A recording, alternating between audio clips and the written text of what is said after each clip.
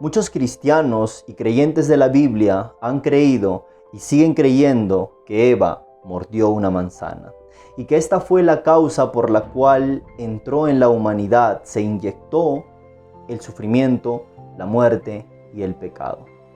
Pero a lo largo de la historia, muchos personajes, entre ellos teólogos y eruditos del tema, se han preguntado: ¿tan grave fue comerse una manzana? Pestes, hambres, guerras, homicidios y todo lo que vemos hoy en el mundo por comerse una manzana.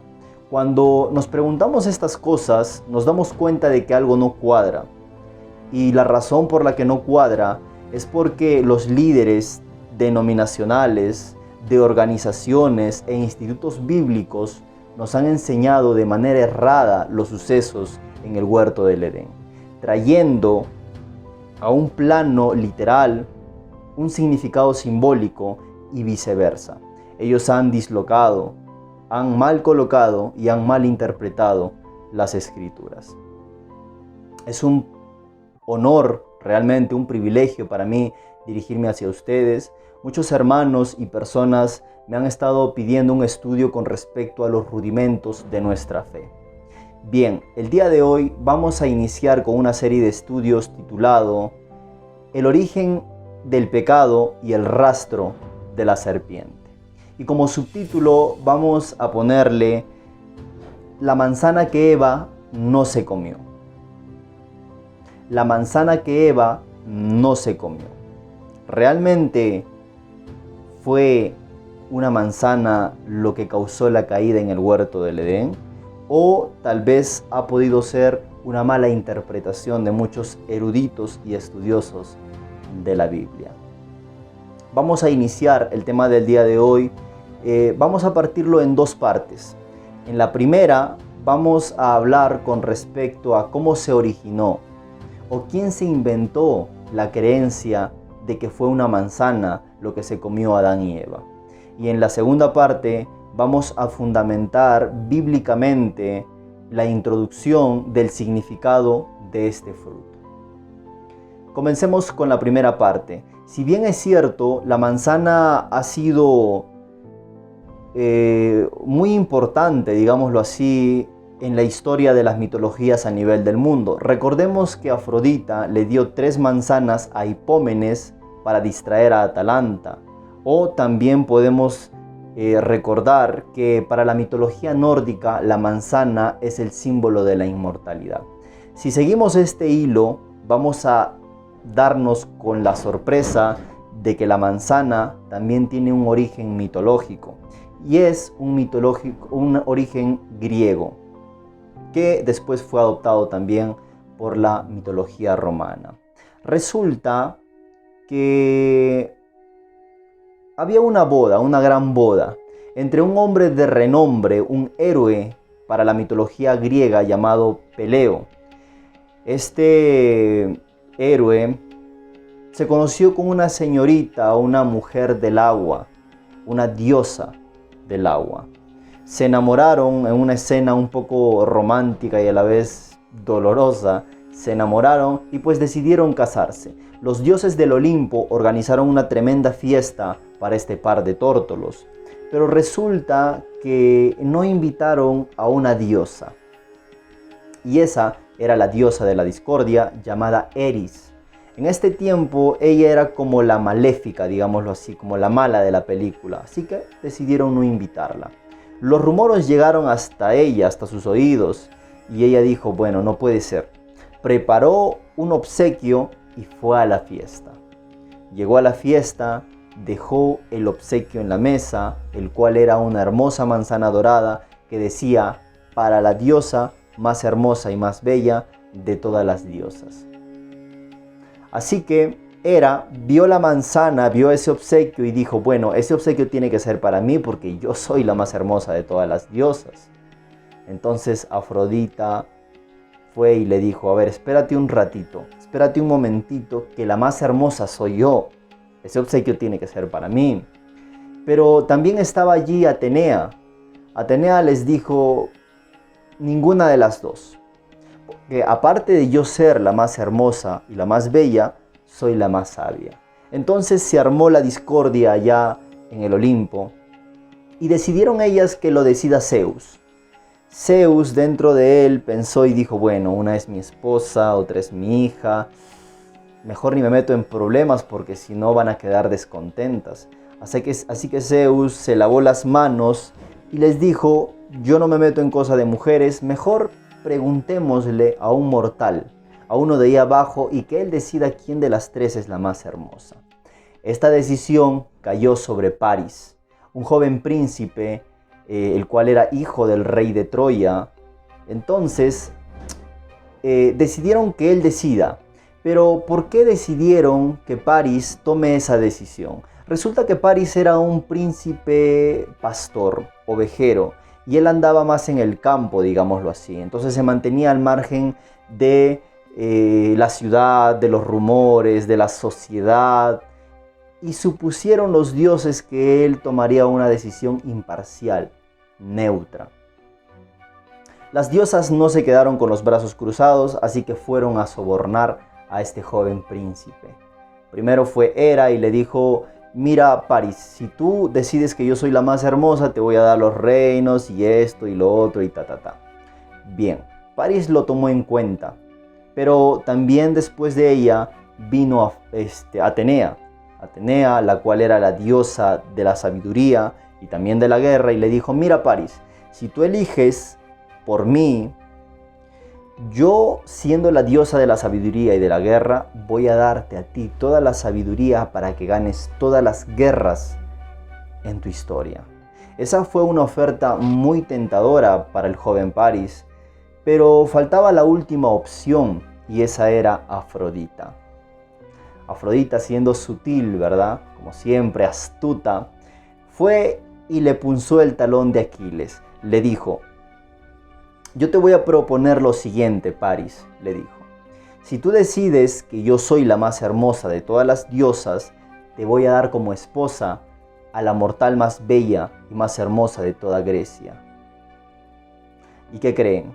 Paris se dejó de llevar por el amor y aceptó la oferta de Afrodita. Y desde ese momento Afrodita fue la diosa de la belleza y las pasiones y todo lo demás. Pero las otras diosas no se quedaron también con los brazos cruzados, decidieron hacer guerra. Pero, ¿cómo se originó entonces la guerra aquí? Resulta que la mortal más hermosa de toda Grecia era una reina llamada Helena, la cual era esposa del rey de Esparta, Menelao. Así que eso iba a estar un poco complicado porque recordemos que Esparta era una ciudad de guerreros. Ellos no se iban a quedar así porque así nada más. Así que a Paris le tocó ir y raptar a Helena. Eso, mi amado amigo, desencadenó la batalla más grande que hubo en la mitología griega, que es la batalla de Troya, la cual nosotros hemos percibido como la famosísima Ilíada, ¿verdad? Entonces, desde ese momento, ellos introdujeron a esa manzana como la manzana de la discordia, la manzana que introdujo la maldad en el hombre.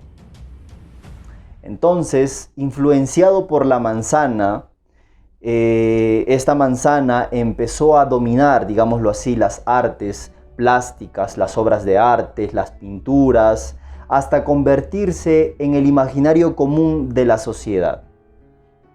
Todo mundo ya asimilaba, o mejor dicho, hacía un paralelo, ¿verdad? Familiarizaba esta manzana de la discordia con la manzana en el huerto del Edén, porque ellos decían, es la que introdujo la maldad en la humanidad. Entonces se convirtió en ese imaginario común de la sociedad hasta llegar al siglo IV después de Cristo, donde el Papa Dámaso I ordenó a su erudito en las escrituras, llamado Jerónimo de Estridón, que tradujera la Biblia hebrea al latín. Esto fue un acto revolucionario porque eso le llevó aproximadamente 15 años a Jerónimo hacer ese trabajo. Él lo tradujo a un latín del vulgo, digámoslo así, a un latín que todo el mundo podría hablarlo o comprenderlo en ese dialecto. Pero había un problema con Jerónimo, que no dominaba muy bien el hebreo. Entonces, muchas personas dicen que fue una mal traducción de fruto a manzana. Pero otras personas dicen que fue una mala interpretación, que Jerónimo se dejó llevar por la influencia del imaginario común de la sociedad, que en ese momento era la manzana, así que Jerónimo redactó y puso manzana. Pero tanta fue la influencia de la manzana que la iglesia en todo este tiempo ha estado en absoluto silencio. Ellos no decían nada. Es más, en el tiempo del renacentismo se creía más que fue una manzana. Pero la Biblia nunca dice eso. Ahora, yo me imagino que fue por causa de que se veía bonita la historia, ¿verdad? Bajo la mitología de una manzana como origen del pecado en el huerto del Edén. Yo no sé si usted sabía o no sabía, pero esa es la historia, el origen por la cual muchas personas siguen creyendo que Eva se comió una manzana. Y este origen es mitológico, greco-romano. Ahí lo tienen. Bien, ahora pasemos al segundo punto. Vamos a fundamentar bíblicamente lo que es este fruto en realidad. Primeramente, voy a decirles que la Biblia nunca dice que fue una manzana. Exclusivamente en el Génesis no se nombra una manzana en realidad. Para nada. Se dice que fue un fruto. Ahora, voy a hacer una pequeña introducción de lo que nos han contado, ¿no? ¿Verdad? Cómo nos han enseñado en las escuelas y en iglesias, denominaciones, organizaciones, respecto a los sucesos de la caída en el huerto del Edén. Ellos nos dicen que Dios puso a prueba a sus hijos en realidad y que ese fue el pecado original. Ahora, resulta que ellos nos cuentan y dicen, el Señor puso a Adán y Eva en el huerto del Edén. Muy bien. El Señor plantó dos árboles en medio del huerto, el árbol de la vida y el árbol del conocimiento del bien y del mal. El árbol del conocimiento tenía un fruto, ¿ok? Y el Señor les dijo que no comieran de ese fruto porque si no morirían. Entonces resulta que había una serpiente peculiar. Y digo peculiar ya que esta era una culebra, ¿no?, que hablaba por ahí y le dijo a Eva que si comía de ese fruto iba a ser como Dios y que no iba a morir. La serpiente engaña a Eva, Eva desobedece y come la manzana, ¿verdad? Porque eso es lo que nos han dicho. Eva desobedeció. La desobediencia es el pecado original. Dicen aquellos teólogos eruditos, entre comillas, en el tema. Entonces Eva comió la manzana y eso fue lo que introdujo la maldad en el hombre. Dios los expulsó del huerto del Edén, les puso querubines con espadas de fuego para que no volviesen y también tomen el árbol de la vida y tengan vida para siempre. Entonces el Señor les dijo, quédense afuera. Y ese fue lo que nos contaron, ¿verdad? Eso fue así de literal, fue lo que nos enseñaron en los institutos, en las iglesias, en las escuelas, etc. Pero desde mi punto de vista, eso es digámoslo así, es una interpretación vaga de las escrituras. Porque la Biblia nunca habla una manzana como fruto allá en el huerto del Edén. Pero voy a dar dos puntos primeramente por las cuales creo que lo que nos han contado es errado. Y el primer punto es el siguiente. Ellos dicen que la desobediencia es el pecado original. Ahora, desobediencia no es pecado. La desobediencia es el acto de hacer caso omiso a una ley o un mandato, ¿verdad? Pero dejemos que la Biblia nos cuente qué es pecado. En 1 de Juan 3:4, Juan nos dice, pecado es la transgresión de la ley. La transgresión de la ley es pecado. Muy bien, pongamos un ejemplo. Dios nos dijo o nos puso una ley, no matarás, como ejemplo. Usted de repente le entra la locura, va y mata al cuñado. Yo le pregunto, ¿cuál es el pecado? Matar. No la desobediencia, porque la desobediencia es el acto de no hacerle caso a Dios. Pero el pecado en sí es matar. Ese es el pecado, ¿me entiende? Entonces no es lo que ellos dicen respecto a la desobediencia como pecado original. Pero vamos a poner otro ejemplo un poco más ilustrativo para que ustedes puedan entenderme. Supongamos que yo salgo de mi casa y me estoy yendo hacia mi trabajo. Estoy apurado, estoy sobre la hora, así que llego a un lugar donde hay un semáforo, ¿verdad? Y recordemos que la ley nacional nos dice que pasarse el semáforo en rojo es infracción de la ley. En otras palabras, es pecado, digámoslo así. Entonces yo estoy allí en la pista y resulta que no veo a nadie. El semáforo está en rojo y está demorando demasiado. Entonces, como en vista que no hay nadie, yo tomo la decisión de acelerar y pasarme el semáforo en rojo, pensando yo que no había nadie, y resulta que un policía más adelante se había escondido y me vio. Entonces el policía me dice: cuádrese a la derecha. Bien, yo me cuadro a la derecha, el policía viene y me dice: señor, usted ha transgredido una ley. Deme sus papeles que voy a ponerle una papeleta. Bien, yo le doy mis papeles. El policía no va a poner o no va a redactar en la papeleta: papeleta por desobediencia. No, porque si no en la oficina no sabrían qué multa ponerme, porque no está señalando cuál es la transgresión de la ley. La transgresión de la ley, el pecado, fue pasarme la luz en rojo, no desobedecer. ¿Se dan cuenta? En cambio, si él me pone papeleta por pasarse la luz en rojo, entonces allí ya me está señalando cuál es la transgresión de la ley, cuál es el pecado, el cual es pasarme la luz en rojo. Bien, con esto quiero dejar entendido para que ustedes puedan comprender que la desobediencia no es pecado. La desobediencia, vuelvo y repito, es el acto de hacer caso omiso a alguna ley o algún mandato. Muy bien, comprendiendo esto, vamos al segundo punto. El segundo punto, ellos nos dicen que fue una manzana, ¿verdad? Algunos alegan que fue una pera, un plátano, un albaricoque, un higo y yo no sé cuántas cosas más han sacado y se han inventado de frutos allí en el huerto del Edén. Pero la Biblia, como les decía, nunca menciona una manzana. Vamos realmente a fundamentar bíblicamente lo que fue ese fruto. Y para eso vamos a recurrir al original hebreo, para aquellos literalistas, ¿verdad?, que les gusta ir al original hebreo. Bien, vayamos al original hebreo. En el original hebreo, la palabra como fruto aparece la palabra peri. Peri, según el diccionario Strong, nos da dos caminos. Nos dice que puede ser un fruto literal o nos dice que puede ser un fruto simbólico. Entonces tenemos dos grandes acepciones para este fruto. Este fruto o es literal o es simbólico.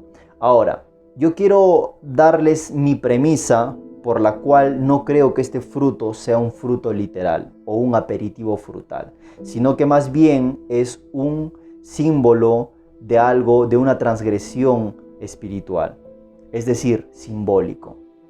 Y la primera razón es porque en Mateo 15:11, nuestro Señor Jesucristo nos dice que no es lo que entra por la boca lo que contamina o hace impuro al hombre, porque lo que entra por la boca se va por la letrina. Pero, ¿qué quiere decir esto? Veamos, el Señor Dios, cuando creó el universo y las dimensiones, Él instituyó leyes físicas y leyes espirituales. Una ley física, por ejemplo, es la gravedad. Si usted va y toma la decisión, ¿verdad?, le entra la locura y se tira del segundo piso o de un lugar alto hacia el suelo, usted se va a dañar físicamente porque está violando, está transgrediendo una ley física. No se va a dañar espiritualmente. En cambio, si usted transgrede una ley espiritual, como por ejemplo la inmoralidad, eso sí lo va a dañar espiritualmente con Dios, ¿verdad? Entonces, lo que Jesús nos está diciendo es que no es una manzana, no es una fruta literal lo que contamina al hombre, no es la violación de una ley física lo que ha hecho que Adán y Eva hayan caído allí en el huerto del Edén, sino que más bien fue la transgresión de una ley moral, de una ley espiritual, lo que los separó de Dios. Porque recuerden que el Señor les dijo que morirían y ellos no murieron físicamente ese mismo día. No transgredieron una ley física, sino que más bien se separaron de Dios. Es decir, transgredieron, murieron espiritualmente para Dios. Y eso obviamente con el tiempo también conlleva a una muerte física. Entonces, ha quedado demostrado, mi amado amigo, de que ese fruto no era un fruto literal, sino más bien un fruto simbólico. Y este fruto simbólico fue lo que lo llevó a Adán y Eva transgredir una ley espiritual. Ahora, nuestra tarea es saber qué simboliza ese fruto, ¿verdad? ¿Cuál fue la ley que ellos transgredieron espiritualmente hablando? Eso lo vamos a tratar en los próximos temas que se vienen, porque no puedo traer todo de un solo porrazo, diríamos, ¿verdad? Entonces, en los próximos capítulos que vamos a estar subiendo, voy a estar explicando con un mejor panorama cuál es ese fruto y cuál fue realmente el origen del pecado en el huerto del Edén y qué tuvo que ver, qué papel desempeñó esta serpiente allí en el Edén. Muy bien, con esto, mis amados hermanos, me despido de ustedes. Yo espero estar subiendo el próximo video muy pronto. Recuerden, mi amado amigo, que no deben creer en fábulas, en cuentos, en dogmas de hombres.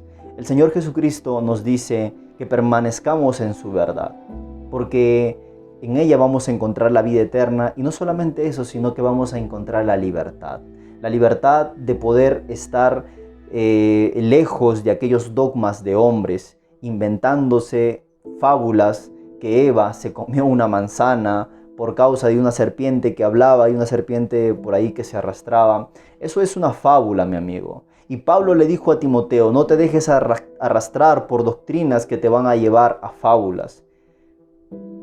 Cuando éramos pequeños, tomábamos leche, sí, y éramos inmaduros, había muchas cosas que no comprendíamos. Y alguna vez me imagino que usted le preguntó a su madre o a su progenitor, ¿de dónde es que vinimos? ¿Cuál es nuestro origen? Y ellos, ¿verdad? Nuestra madre nos respondía, la cigüeña te trajo. La cigüeña pasó volando por los cielos, te soltó y caíste en mis manos. Y aquí estás. Y nosotros sorprendidos, wow, lo creíamos, porque en ese momento éramos inocentes, tomábamos leche. No sabíamos y lo creíamos. Pero ya adultos, ¿verdad? No podríamos asimilar lo de la cigüeña como una verdad.